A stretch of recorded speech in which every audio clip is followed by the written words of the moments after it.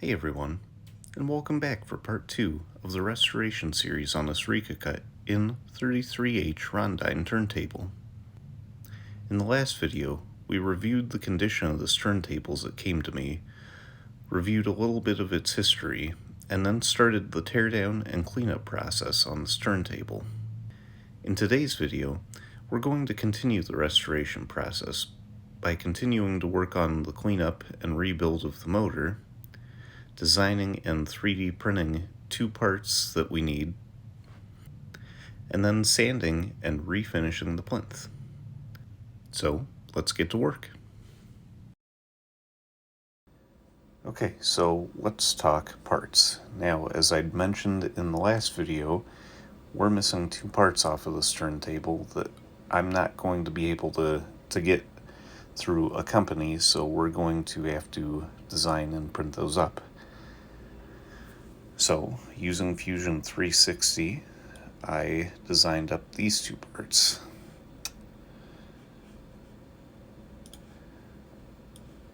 This part is the foot. I took measurements off of the original foot and designed up a new one to be about as close to the original as I can get through the printing process. The original does have a curved bottom or a chamfered bottom, kind of like the top of the foot pad does here.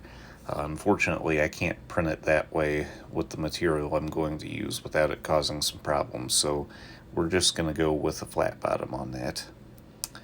And then, on the other part, we designed up a new mount for the motor filter capacitor, and you'll notice, if we pan around, that we've got a hole the size and shape of the capacitor casing for it to go through, and it will go through this direction and up so that the terminals are on the bottom end of this, and it kind of blocks the screw hole so it's not visible.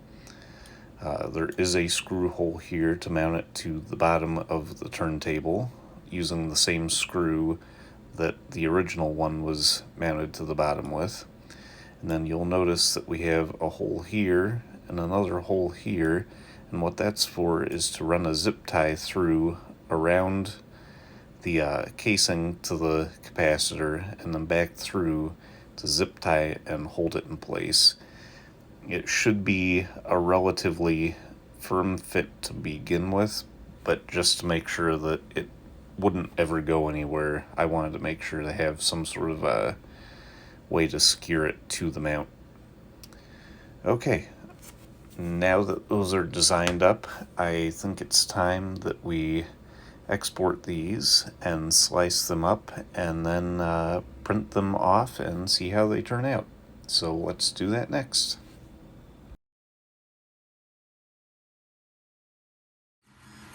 Thought it'd be cool to share a little bit of footage aside from the time-lapse video of this printing. I have to say that a 3D printer is probably one of the best tools to have on hand for anybody that does any sort of experimental electronics work or restoration work of any type. This gives you a whole lot of power to print replacement parts for things that are broken or missing, or to prototype stuff up that you're going to send off for manufacture so that you can do test fitting and make modifications to your 3D files before they get sent off to do manufacturing.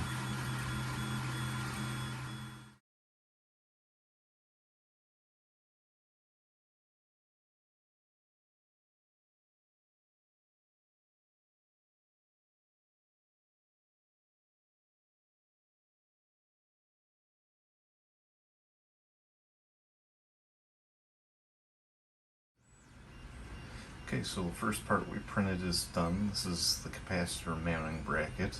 Apologies for the noise in the background. The feet are now printing. This is the part that came out. Looks like it turned out relatively well. We've got hole here for putting the capacitor through, and we'll check it to make sure it's fitting correctly. Should be a nice snug fit. Looks like it's definitely snug. Does it fit on there? Yes, it does. Good. And it's got a hole through the top here to put the screw through. Take this back out. Just double check to make sure that the screw fits through here. And it does. That's good. That means we can mount it into the underside of the base with the capacitor in it, and then wire it and the motor back up. Alright, next thing to come off the bed is going to be the feet, and when those are done printing, we'll be back.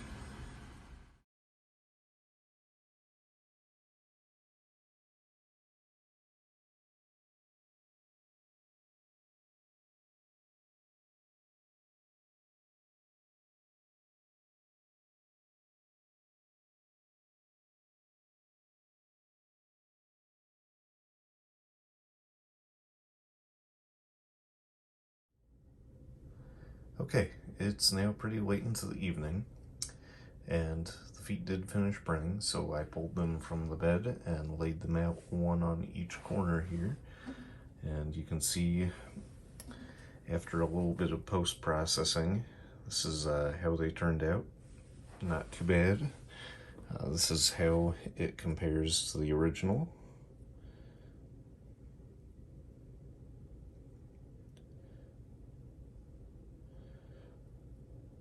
So on the order of things, not too far off.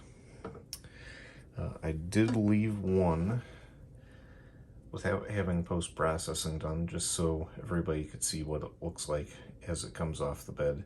This is printed in a material called TPU. It's sort of a rubber-like plastic. It's got some give in it.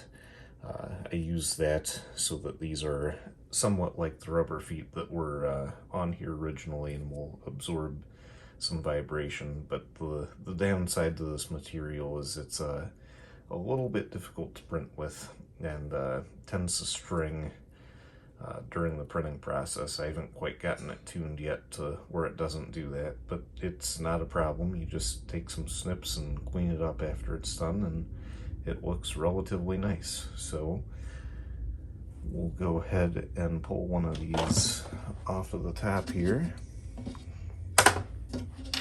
and lift the base up. We'll go ahead and stick a foot down here in the bottom, and it fits in there just perfectly. So I think we're gonna go ahead and use these. I don't think we'll need to do any editing or reprinting on this design.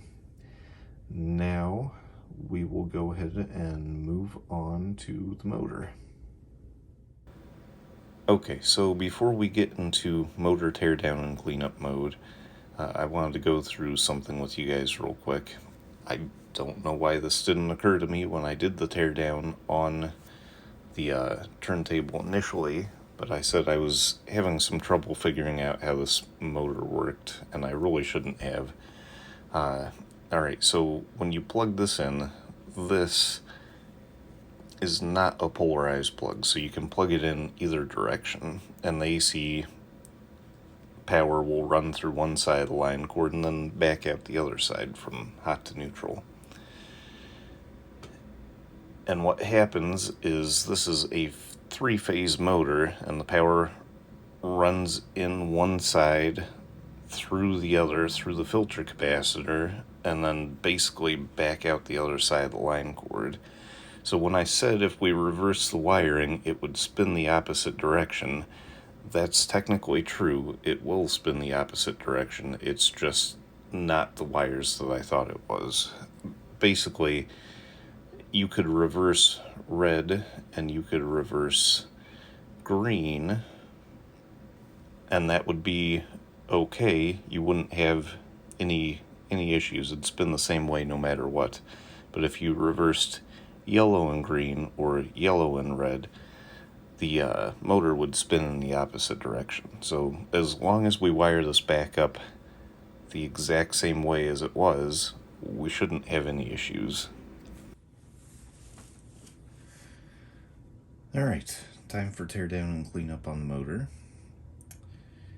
And what I discovered during review of documentation on this is a self-lubricating motor, so really there shouldn't need to be a full teardown on this. We just need to do some cleanup, and I think the noise I was hearing from before was probably just the fact that the motor filter capacitor was long since due to be replaced, and it was introducing some noise into the system. So we're gonna go ahead and do a teardown on this and just use some isopropyl alcohol on a cloth and get it cleaned up and put back together.